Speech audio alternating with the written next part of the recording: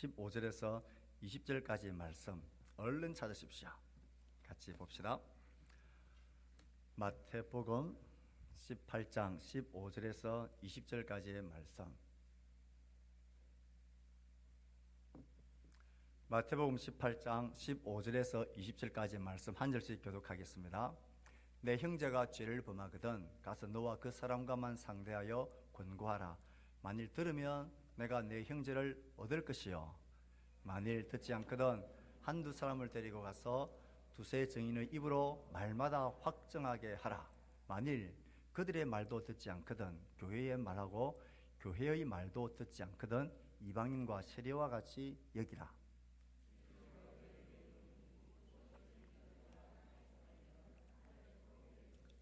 무엇이든지 땅에서 풀면 하늘에서도 풀리리라. 진실로 다시 너희에게 이르노니 너희 중에 두 사람이 땅에서 합심하여 무엇이든지 구하면 하늘에 계신 내 아버지께서 그들을 위하여 이루게 하시리라. 두세 사람이 내 이름으로 모인 곳에는 나도 그들 중에 있느니라. 아멘. 이 그림을 보면 어떤 단어가 딱 연상이 됩니까? 그림이 안 뜨네요. 자, 리모컨입니다. 이 리모컨이 말해주는 분명한 사실이 있습니다. 뭡니까? 집에서 누가 리모컨을 주도하고 있느냐, 이것은 그 집의 주도권자가 누구냐가 확실해집니다. 이걸 보면 저희 집의 주도권자는 제가 분명한 것 같습니다. 여러분들 리모컨은 누가 들고 있습니까? 네, 그걸 들고 있는 사람이 바로 주인입니다. 그래서 이 단어를 떠오르면 의사결정이라는 이 결정권자가 누구냐? 채널의 결정권자가 그 집안의 결정권자입니다. 내다 하는 사람 옆에 있는데 예, 우리는 지금 공동체에 관해 살피고 있습니다. 우리 지금 공동체에 관한 주제를 살피고 있는데요, 예수님께서는 우리 공동체가, 교회는 계급적 질서에 되어져 있는 이런 위력 구조가 아니라 그랬습니다. 공동체는, 교회 공동체는 종들로 섬기는 공동체, 종으로서 섬기는 공동체, 그게 예수님이 만드신 새로운 공동체, 교회 공동체의 가장 큰 특징입니다. 계급 구조 사회 속에서는 그 결정권자가 누구입니까? 제일 위에 있는 사람, 권력자 한 사람이 모든 결정을 결정합니다. 하지만 예수님이 우리에게 가져오신 종으로서 섬기는 공동체인 교회의 결정권자는 누구일까? 이런 교회의 결정권자, 우리도 모임이기 때문에 뭔가 의사를 결정해야 되지 않습니까? 교회 공동체는 종으로 섬기는 공동체라 그랬다면 교회 공동체는 의사결정을 어떻게 합니까? 누가 합니까? 누가 해야 마땅할까요? 오늘 그것을 살피려고 합니다. 여기에 대한 대답으로 주는 말씀 중에 하나가 오늘 읽었던 본문의 말씀입니다. 자, 본문 말씀을 보면 어느 형제가 죄를 지었습니다. 그래서 한 형제가 굉장히 고통과 갈등과 어려움을 겪게 되어집니다. 그렇게 할 때, 그런 문제가 생겼을 때에 어떻게 하라고 말하고 있습니까? 첫 번째 단계 뭡니까? 가장 첫 번째 단계는 빨리빨리 눌러주세요. 제가 눌러도 됩니까? 아, 됩니까?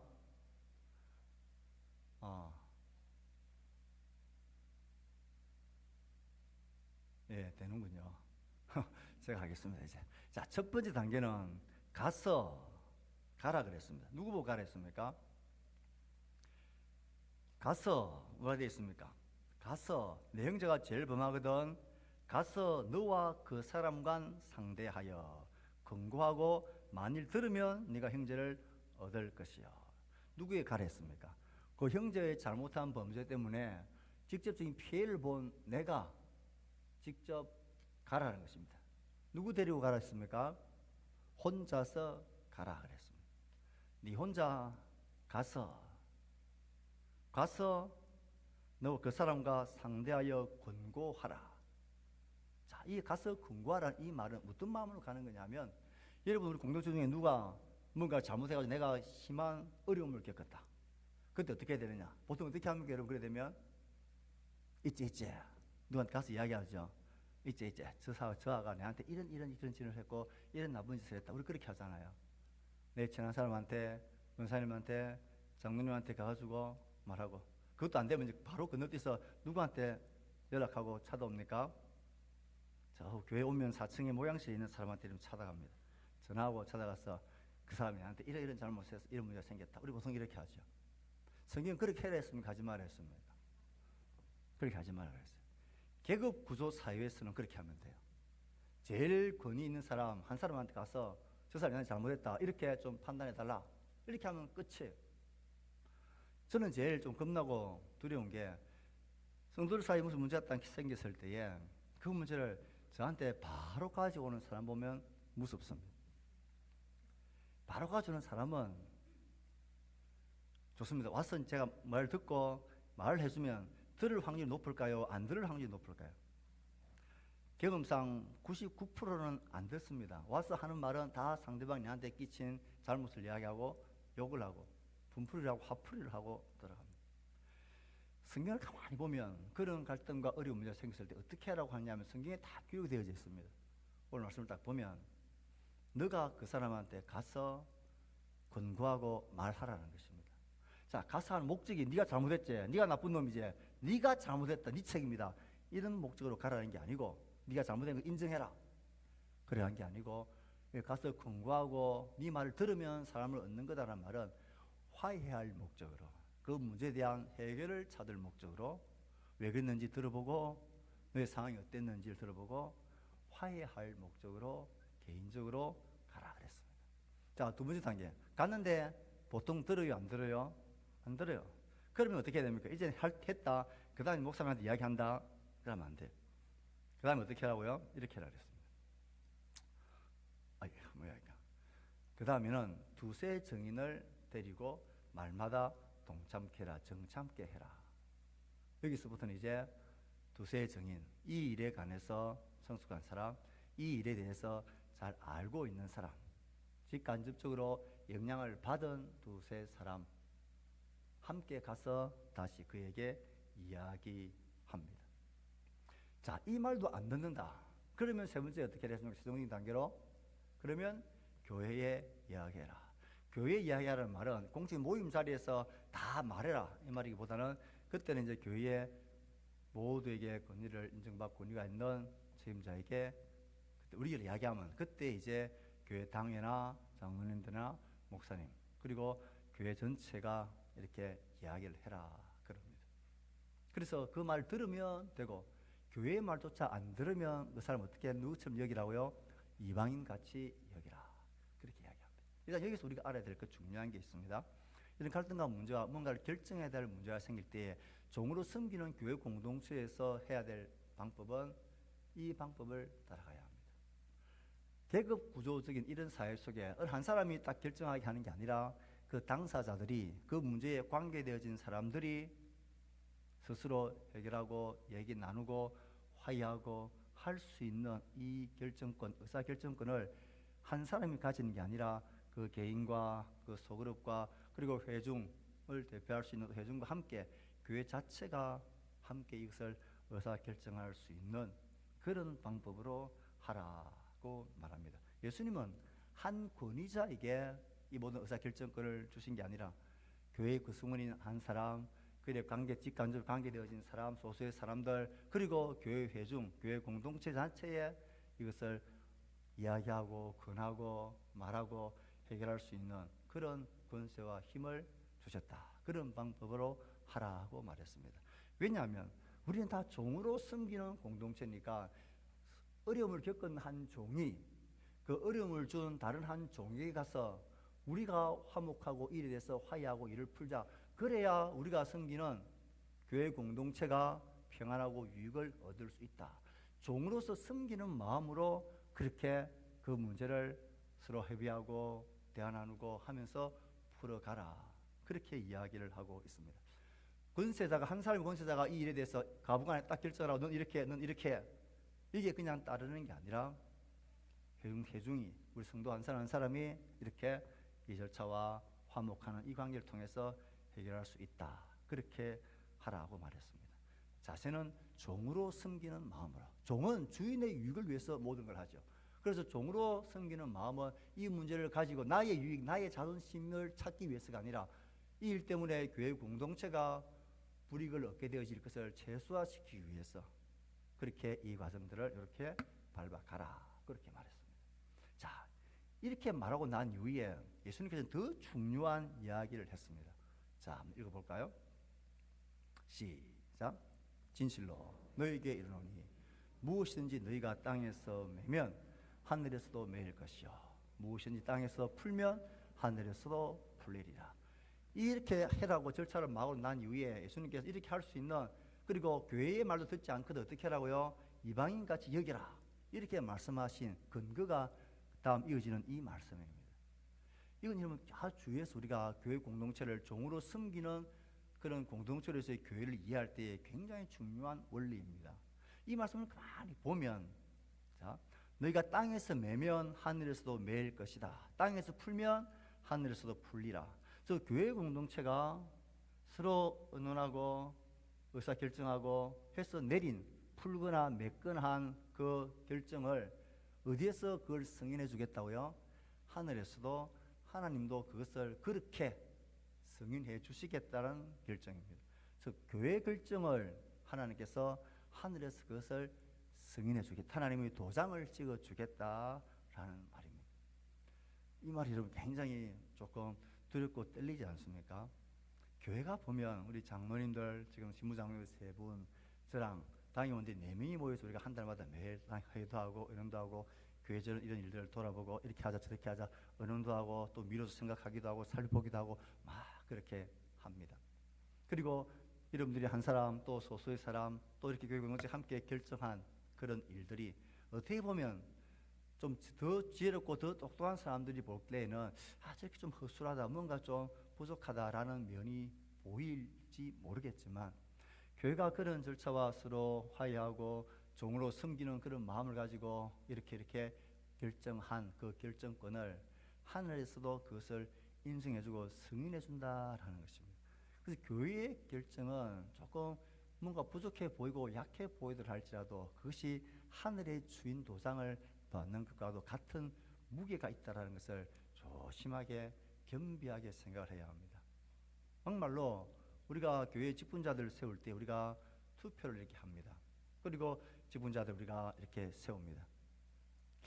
저 사람이 저분이 권사로, 저분이 장로로, 이런 마음 혹시 들죠? 안 드는구나. 아무도 다 착한 분이 돼서 그런 마음이 안 들어. 혹시나 만에나 그런 마음이 내 속에 들어오면 그 마음은 하나님의 마음이 아니에요. 교회가 정당한 절차를 밟아서 이렇게 의논하고 결정한 것은 하늘에서도 그것을 메고 풀고 함께 하십니다. 교회가 이렇게 하자 저렇게 하자 우리가 정당하게 절차와 의논을 거쳐서 결정 내린 매듭을 묶은 것은 그건 하늘에서도 그렇게 하나님이 인정해 주겠다라는 중요한 원리가 우리 가운데 있습니다. 그래서 그것을 겸손하게 바라보는 마음이 성령을 통해서 필요하다. 그리고 또 하나 중요한 구절이 있습니다. 읽어봅시다. 시작. 2-3 사람이 내 이름으로 모인 곳에는 나도 그들 중에 있느니라. 이것 때문입니다. 왜 너 혼자 가서 그를 상대하고 말하고 그 다음에는 두세 사람이 증인을 데리고 가서 함께 정참하고 함께 말하고 함께 화해와 공동체의 유익을 위해서 이렇게 이야기할 때에, 그리고 교회에서 말했을 때에 그 말을 듣지 않는다. 그러면 이방인처럼 여기라는 말은 그것을 하늘의 결정으로 하나님이 승인해 주시는 것은 그 2-3 사람이 함께하는 그 모임, 그 의사 결정하는 그곳에 누가 함께 계셨어요? 주님이 함께 계셔서 주님과 함께 그것이 결정되어진 거다. 이렇게 우리는 말씀을 근거해서 신뢰하고 믿기 때문에 이 의사 결정이 그렇게 중요한 것입니다. 그건 그냥 사람들만의 결정이 아니라 2-3 사람 가운데 함께 계시기도 하신 하나님의 임재가, 예수님의 임재가, 예수님이 계신 곳에서 예수님도 같이 그 결정하는데 그가 동행했고 그것을 인정해 주신다라는 것입니다. 그러므로 교회는 특출한 한 사람의 중요성보다 교회 공동체가 지체들이 함께 우리가 화해하고 함께 섬겨나가는 이것이 훨씬 더 중요하다. 우리 주님은 그런 서로 섬기는 공동체로서 교회를 존재하게 하셨다. 그러므로 크고 작은 모든 일에 있어서 우리가 결정할 때에 우리에게 주신 그 권세와 그 능력들을 우리가 귀하게 여기고 잘 찾아가고 잘 사용하고 또 그렇게 결정되어진 것에 대해서 이건 하나님께서도 승인해 주시는 그런 결정이구나.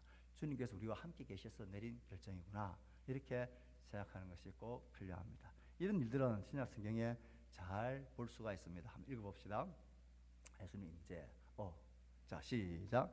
그때의 제자가 더 많아졌는데 헬라파 유대인들이 자기의 과부들이 매일의 구제에 빠짐으로 히브리파 사람을 원망하니 12사도가 모든 제자를 불러 이르되 우리가 하나님의 말씀을 제쳐놓고 접대를 일삼는 것이 마땅하지 아니하다.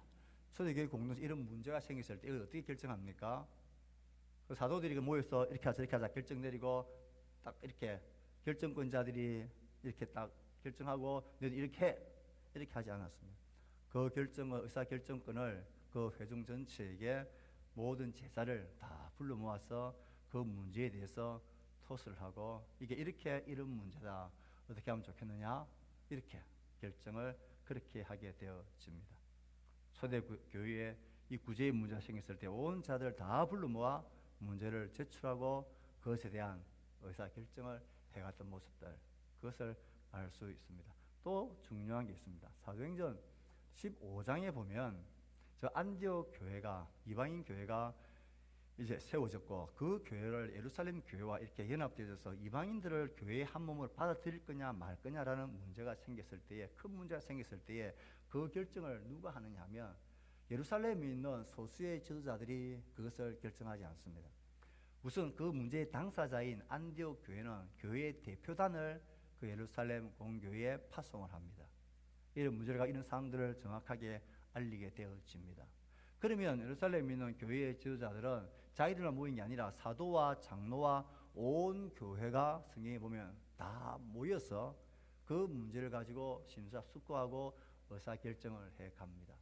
그리고 그 안에서 도출되어진 결정을 가지고 이제 우리가 이렇게 결정했으니까 너희들 이렇게 해라 그렇게 바로 직시로 명령하지 않고 그 결정문을 다시 안디옥 교회로 보냅니다.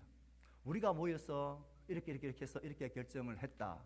이 내용을 안디옥 교회에 보냅니다. 그럼 안디옥 교회가 그 결정을 보고 이게 하나님께서 인정하시는 결정이구나 하고 받아들이게 되는 이렇게 추인하는 과정을 쭉 겪습니다. 이건 계급 구조 사회에서 한 사람이 결정하고 이렇게 저렇게 하는 구조가 아니라 종으로서 섬기는 공동체에서 우리가 서로를 섬기고 공동체를 섬긴다라는 마음으로 이 일을 우리가 의논하고 의사결정을 하고 그것이 결정되어지면 이게 하나님이 함께한 결정이구나 하고 겸손히 받아들이는 이런 과정을 통해서 했다. 마지막 하나는 고린도서 6장에 보면 이런 말씀이 있습니다. 시작. 이 말을 하노니 너희 가운데 그 형제간의 일을 판단할 만할 지혜 있는 자가 이같이 하나도 없느냐. 고린도 교회에 문제가 생겼습니다. 부끄러운 문제들이 막 생겼습니다. 송사하고 싸우고 가늠하는 이런 문제들이 막 생기게 되어집니다. 서로 속이고 속이는 문제들이 막 생기게 되어집니다. 이런 문제를 가지고 어떻게 갈등이 생겼다 했을 때 이들은 세상 법정에 세상에 가서 막 말하려고 그리고 서로 재판하고 하려고 하는 이런 처참한 모습을 보이니까 바울이 여기에 속이 상해서 편지를 보낸 것입니다. 그리고 뭐라 말합니까? 너희 가운데 이만한 일을 판단할 만한 지혜 있는 자가 이같이 하나도 없느냐. 이 문제를 가지고 바울이 이렇게 하라고 결정해서 그냥 통보하지 않습니다. 그 문제에 관해서 너희 중에 지혜 있는 자, 너희 가운데 이 일을 함께 할 수 있는 너희 가운데서 이 일을 가지고 지혜 있는 자들이 이렇게 있어야 되는데 왜 없느냐라는 것입니다. 교회 공동체가 그렇게 만들어지고 세워간다. 그러므로 교회 공동체는 서로 섬기는 공동체입니다. 종으로서 서로 섬기는 공동체입니다. 그래서 우리 모든 결정들은 한 사람 한 사람의 의견들, 당사자들, 함께 관계된 사람들, 그리고 점차 확대되어서 교회가 함께 의논하고 결정을 하고, 그리고 모여서 우리가 의사 결정한 건에 관해서는 하나님께서 이 일에 함께 승인하시고 주님이 함께 계신 것으로 우리가 인정하고 대하는 태도가 교회 공동체, 종으로 섬기는 공동체의 중요한 의사 결정 모습이다. 그래서 우리 교회가 앞으로 어떤 결정을 하든 이런 과정들이 잘 됐으면 좋겠습니다. 그래서 함께 이야기하고 또 의견도 듣고 이런 의견도 개진하고 서로 이야기를 나누고 또 그렇게 관계된 분들이 모여서 함께 결정하고 결정된 것을 우리가 교회 결정으로 받고 또 그렇게 진행해가는 그래서 우리의 모든 마음속에는 이 중요한 원리가 우리 가운데 있어야 합니다. 마지막 읽어봅시다. 시작. 주를 경외, 피차 복종. 주를 경외함으로 피차 복종하자. 시작. 주를 경외함으로 피차 복종하자. 이게 종으로 섬기는 공동체로서 교회에서 우리가 가져야 할 정신이자 원리입니다. 자, 따라합니다. 교회는 섬기는 종들의 공동체다. 주를 경외하며 피차 복종. 네, 서로 복종합니다. 주인인 주를 몸을 경외하고 섬기는 마음으로 우리가 하는 것이 꼭 필요하다. 그리고 과정을 통해서 결정되어진 것은 의사는 존중하고 귀하게 여기는 자세가 성숙하고 바른 신앙의 모습이다. 그래서 종으로 섬기는 교회 공동체의 의사 결정은 한 사람이 하는 게 아니라 공동체가 함께 주님과 함께 결정해 간다. 이 사실을 기억하도록 합시다. 자, 광고하겠습니다.